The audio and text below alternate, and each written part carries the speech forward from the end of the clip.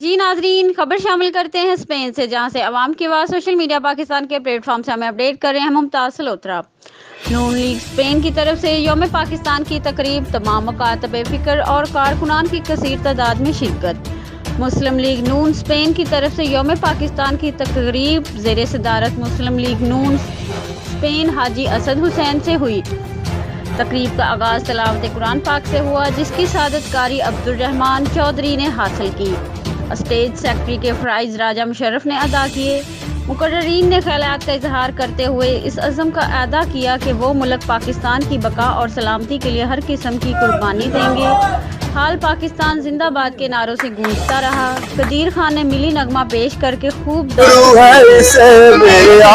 تمام شرکاء کا شکریہ ادا کیا اور کہا زندہ قومیں ہی اپنے قومی تہوار جوش و جذبے سے مناتی ہیں۔ کوآرڈینیٹ اوورسیز نون لیگ بیرسٹر ملک امجد نے ٹیلی فون خطاب بھی کیا۔ آج کے اس خواب کے دن، عزم کے دن، قرارداد کے دن اور پاکستان بنانے والی سوچ کے دن پروگرام کا انعقاد کیا راجہ اسد صاحب، راجہ ساجد صاحب اور آپ کی پاکستان ہمارے لیے اور ہم پاکستان کے لیے، لہذا تجدید عہد کا مطلب یہی ہے کہ ہم تجدید کرتے ہیں کہ جو پاکستان ہمیں ملا تھا ہم اس کو آگے لے کے جائیں۔ میرا پاکستان ہے یہ میرا پاکستان ہے، میرا پاکستان ہے یہ میرا پاکستان ہے۔